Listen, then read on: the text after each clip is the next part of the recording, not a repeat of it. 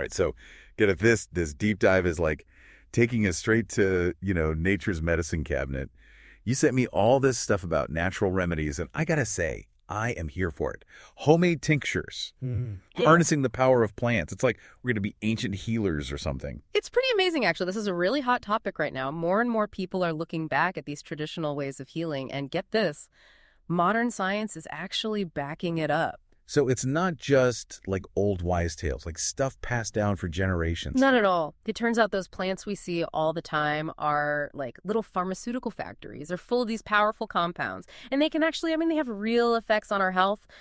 Those ancient cultures were really onto something, and now, finally, science is starting to figure it out, too. Okay, so no more laughing at grandma's remedies, right? Speaking of which, one of these articles I read had this super vivid scene, like, picture a healer, they're up in the mountains, the sun's coming up, they're gathering all these herbs, echinacea for immunity, elderberry for when you get a cold. It's pretty incredible how connected they are to nature, It's like they just have this, like, instinct about what plant to use for every problem. Yeah, it really shows you how deep that connection to nature used to be. That understanding that all living things are connected. It's something we've kind of lost touch with, haven't we? But here's the really interesting thing. Science is actually starting to validate all that ancient knowledge. Think about turmeric, for instance. It's been used in Ayurvedic medicine for centuries. Oh, yeah, for sure. Turmeric, that bright yellow spice, I put that stuff in everything. Exactly. And now all this research is showing just how amazing it is. Anti-inflammatory, antioxidant. Some studies even suggest it might help fight serious diseases even. But hold on. Are you saying the spice in my curry could help with, like, major health problems? That's wild. But how does that even work? Well, research suggests that chronic inflammation, like long-term inflammation, it's at the root of a lot of the health problems people have today. And turmeric, it goes right to work on that inflammation. It's not just a temporary fix. It's like hitting a reset button for your whole body. Okay, you officially blew my mind. Yeah. And it's not just about fixing specific things either, right? I saw something here about adaptogens. Honestly, I have no idea what that even means. Yeah, adaptogens. So basically, they help your body deal with stress, any kind of stress, really. It doesn't matter if it's physical or mental. It's like they give your body this set of tools to get through those ups and downs, and to do it better. So instead of just like dealing with all the bad stuff stress does, adaptogens are like, nope, we're going to power through and come out stronger. Oh, tell me more about these adaptogens. I could definitely use some of that. Oh, there's one called ashwagandha. It's a really powerful herb, and it's mentioned all over those research articles you sent me. It works on cortisol. That's your body's main stress hormone. Okay, so it goes right to the source. It's not just masking the problem. I'm listening. That's exactly it. Ashwagandha, it keeps those cortisol levels balanced. So it's like it stops that domino effect that happens with chronic stress. That's like a bodyguard, but for your well-being, you know? This is pretty incredible, though, right? Like, we're talking about ancient wisdom, but we have all the stuff from, like, modern science to back it up. I know, right? That's amazing. Yeah. But okay, let's get real for a sec. I'm all about, like, actually doing things, not just talking. And these articles you sent, they make it seem like actually possible to make this stuff ourselves. Like tinctures, those seem surprisingly, I don't know, doable. Well, they totally are. Yeah. And honestly, it's super satisfying to make your own remedies. Like, there's just something about it. It's like having, I don't know, a little bit of that mountain healer magic right in your kitchen, right? Yeah. And speaking of which, there was this echinacea tincture recipe that really caught my eye. It seems like even I could handle it, and I am way more comfortable ordering takeout than I am using measuring cups. It's actually easier than you might think. You basically think of tinctures like a super concentrated herbal extract. So you're using like a high-proof alcohol, or you can use apple cider vinegar if you don't want to use alcohol. Yep. But you use it to kind of pull all those good compounds out of the plant. So it's like brewing a really, really strong tea. Exactly. Great. Oh, okay, walk me through it. What are the magic ingredients for this echinacea wonder potion? All right. Well, for like your basic echinacea tincture, you're going to need dried or fresh echinacea root. You can get it at pretty much any health food store or online even. And then high-proof alcohol, like vodka, something like that. Or like I said, apple cider vinegar if you're going the non-alcoholic route. And then just grab a glass jar, make sure it has a lid, and you'll need something to strain it with later. So like cheesecloth or a fine mesh strainer. Okay, so far so good. Echinacea, check. Alcohol or vinegar, check. Yeah. Jar and a strainer, check. Now what?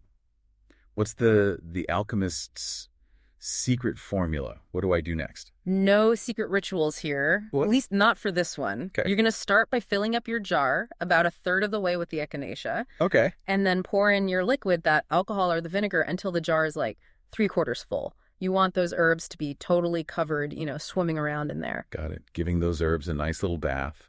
And then what? Leave it out under the moonlight like a witch's brew. A little moonlight never hurt anybody, right?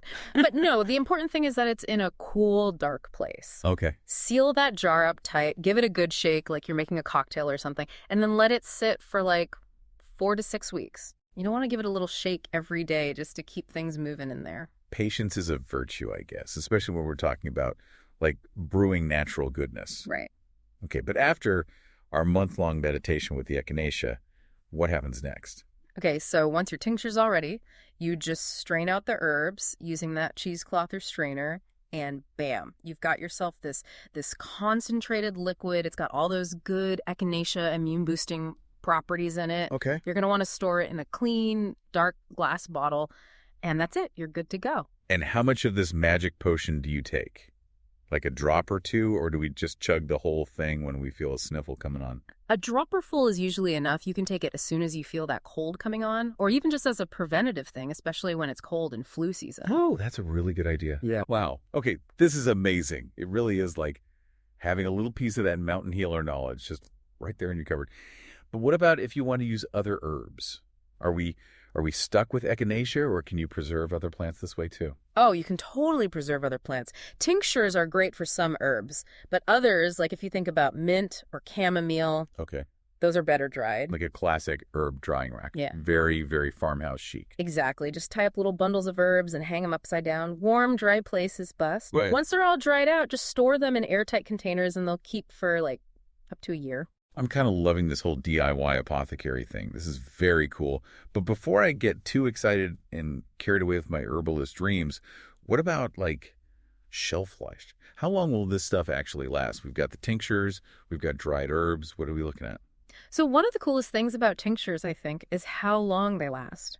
That alcohol you use, it's not just for extracting, it's also a natural preservative. Oh, that's right. Okay. So if you store your tincture, right, cool, dark place, it'll last for years. Years. Years. Okay. That's incredible. So it's like a one-time thing, and you can have potentially years of immune support. Exactly. Oh, wow. And then with your dried herbs, you've got about a year, maybe a little less, that they'll last. It's like stocking your pantry with all the good stuff nature has to offer, This has been so eye-opening. It's amazing how much healing power is literally all around us. I know, it's pretty amazing. I even had this thought when you were talking about drying herbs. What if, and hear me out, what if we took things a step further and tried growing our own medicinal plants? Yes. Right? Imagine like a windowsill full of herbs, not just pretty to look at, but full of all this incredible like healing potential. It's about like reconnecting with nature on a deeper level, not just taking, but actually being a part of the whole cycle, the growing, the harvesting, the preserving. It's empowering and it's sustainable and it's just really rewarding, I think. It's not just about making remedies at that point. It's about like a whole different way of thinking, It's about connecting to the earth and how it all works. Okay, but before we all run off and start our own herb gardens, what's some things we need to keep in mind as we're like exploring all this? It's like we're taking all that old knowledge, but we're not like stuck in the past. Yeah.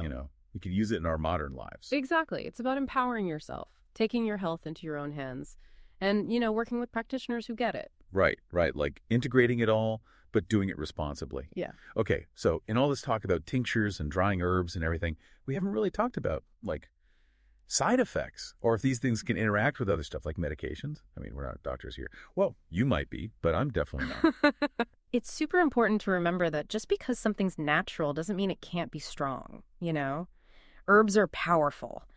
It's always best to talk to your doctor or a healthcare provider, especially if you've already got health stuff going on or if you're taking medications. They can help you figure out if there are any interactions and make sure you're using everything safely and that it'll actually work for you. Right. Safety first, for sure. And it's about like respecting the power of these plants, not treating them like they're just a quick fix. Absolutely. It's about coming into this whole thing with mindfulness, with respect for where it all came from. And speaking of that, I keep thinking about that healer gathering those herbs at dawn. It's such a strong image, that connection to nature. It's like you're not just picking plants. It's like I don't know, a sacred thing almost. Yeah, there really is that meditative quality to working with plants. It connects you to the earth in this way it can be so grounding, it's restorative. Even just taking care of a little windowsill garden can be so good for you, just for your mental health, Totally. It's like that saying, to plant a garden is to believe in tomorrow. Exactly. It's such a beautiful way to connect with the way nature works and bring that healing energy into your own life. This whole deep dive has been so inspiring, honestly. It's not even just about knowing how to make a tincture. It's like it's changed how I think about health and well-being in general. It's a journey, isn't it? Rediscovering that ancient wisdom, one plant at a time. And who knows what else we'll find along the way. Well, that's all the time we have for today's deep dive into natural remedies. But this is really just the beginning, So go out there, try some of these remedies for yourselves, maybe even plant something. You never know what you might discover. Until next time, stay curious, everyone.